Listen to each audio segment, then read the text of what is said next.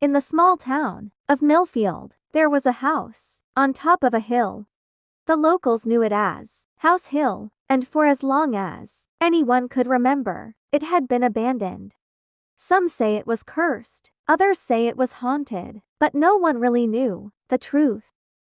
That was until a group of friends decided to investigate. Emma, Jack, and Rachel were all intrigued by the mystery of House Hill.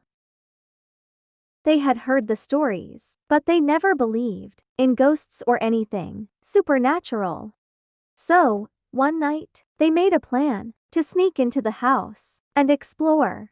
They parked their car at the bottom of the hill and made their way up. As they approached the house, they could see that it was in a state of disrepair. The paint was peeling, the windows were boarded up, and the roof looked like it was about to collapse. "Are you sure we should be doing this?" Rachel whispered nervously. "Don't be such a wimp," Jack replied, trying to sound brave. They found an unlocked window and climbed inside. Inside of the house was just as dilapidated as the outside. The floorboards creaked under their feet, and the air was thick with dust. They explored the first floor, finding nothing out of the ordinary. They found a bedroom with a large canopy bed in the center of the room.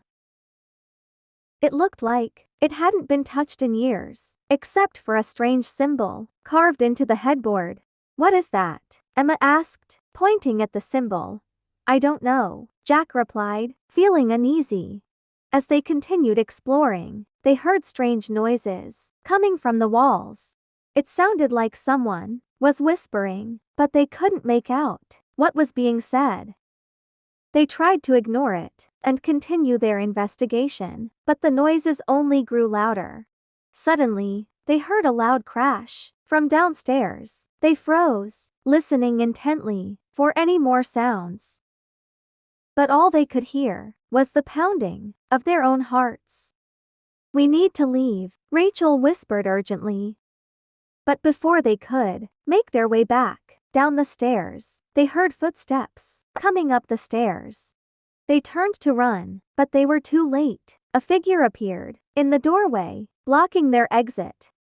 It was a woman, dressed in a long white dress. Her hair was long and dark, and she had a hauntingly beautiful face, but her eyes were black as coal, and they seemed to be staring right through them. The three friends were frozen in fear, unable to move. The woman started to speak, but her voice was otherworldly, like nothing they had ever heard before. "You should not be here," she said, her voice echoing through the house. Without warning, she vanished into thin air, leaving the friends alone in the haunted house. They ran as fast as they could, down the stairs and out the window. As made their way back to their car, they could still hear the whispers and the footsteps following them. They never spoke about what happened that night, but they all knew that House Hill was truly haunted. After that terrifying encounter at House Hill, Emma, Jack, and Rachel couldn't shake off the feeling that they were being watched. They felt like something had followed them out of the abandoned house and was now lurking in the shadows, waiting for them to make a wrong move. For days after their investigation, they couldn't sleep. They were plagued with nightmares of the woman they had seen at House Hill, and the strange whispers that seemed to follow them wherever they went. Emma was the first to suggest that they should go back to the house to investigate further. He was convinced that there was something important hidden in that old house, and he couldn't rest until he figured out what it was. Jack was hesitant at first, but he didn't want to appear cowardly in front of his friends. Rachel, on the other hand, was dead set against it. She had seen enough of the supernatural for one lifetime and didn't want to risk her life for the sake of curiosity. Despite Rachel's objections, Emma and Jack made a plan to go back to House Hill that weekend. They waited until it was dark, parked their car at the bottom of the hill, and made their way up to the house. This time, they came prepared. They brought flashlights, cameras, and a few tools in case they needed to break through any locked doors or windows. As they entered the house, they were greeted by the same eerie feeling they had experienced the first time.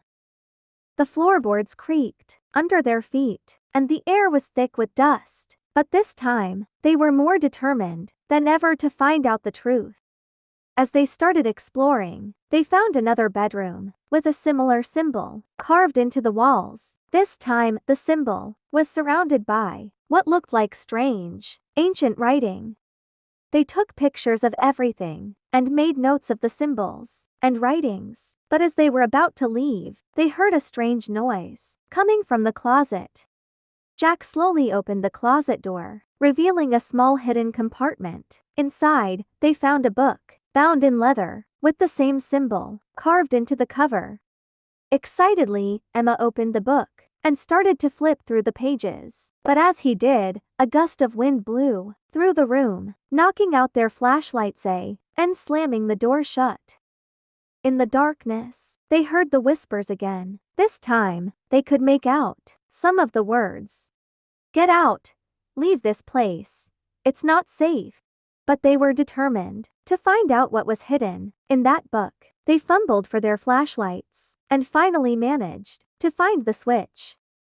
As they shone their lights on the book, they noticed that the writing inside was in a language that they couldn't understand. But as they continued to flip through the pages, they found something that sent chills down their spines. Pictures of the woman they had seen at House Hill over and over again. In some of the pictures, she was alone, staring directly into the camera with those black eyes. Suddenly, they heard a loud thud from downstairs. They knew they had overstayed their welcome and that it was time to leave. They grabbed the book and ran out. As they ran out of the building and walked for a while, trying to calm down and process what had just happened. Eventually, they made it back to their car and drove off in silence. As they drove away from House Hill, they felt a sense of relief that they had made it out unscathed. But as the days went by, Emma started having nightmares about the woman they had seen in the haunted house. He would wake up in a cold sweat, unable to shake off the feeling that the woman was still watching him. Jack and Rachel also reported feeling uneasy, like they were being followed or watched. They tried to brush it off, telling themselves that it was just their imaginations running wild. But one day, as they were hanging out at a local coffee shop, they overheard a group of people talking about House Hill. One of them mentioned a legend about a woman who had lived in the house many years ago. She had been accused of practicing witchcraft and was burned at the stake on the very spot where House Hill now stood. The friends looked at each other, stunned. Could it be possible that the woman they had seen was the ghost of the witch? It seemed like this was the only explanation that made sense. Determined to get to the bottom of the mystery, they decided to do some research. They went to the local library and started poring over old records and newspapers. Eventually, they found an article from the 1800s that confirmed the legend. It detailed the trial and execution of a woman named Elizabeth Hill, who had been accused of witchcraft. The article sent shivers down their spines. It seemed like they had stumbled upon the truth, and it was far more terrifying than they could have ever imagined. As they were determined to put an end to the haunting, they decided to go back to House Hill. This time, they came prepared with salt, sage, and other items they knew could ward off evil spirits. As they approached the house, they could feel a sense of unease growing within them, but they pushed through it and made their way inside. The house was just as they remembered it, but this time, they felt a sense of purpose. They walked through each room, sprinkling salt and burning sage, trying to cleanse the space of any negative energy. As they made their way to the bedroom where they had seen the witch, Jack slowly opened the closet door, and to their surprise, they found a small wooden box. Inside the box was a diary, written in the hand of Elizabeth Hill herself.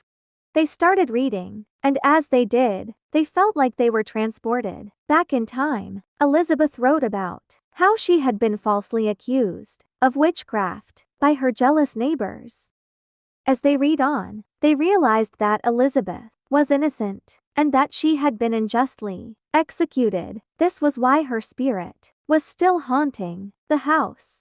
Feeling a sense of sadness and anger, the friends vowed to clear Elizabeth's name. They went back to the library and searched through old court records, finally finding the evidence they needed to prove Elizabeth's innocence.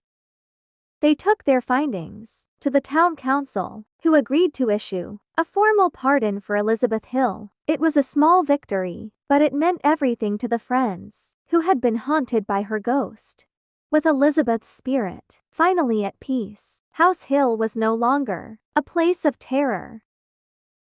The friends still drove by the house from time to time, and they could see that it was no longer abandoned, as someone bought the property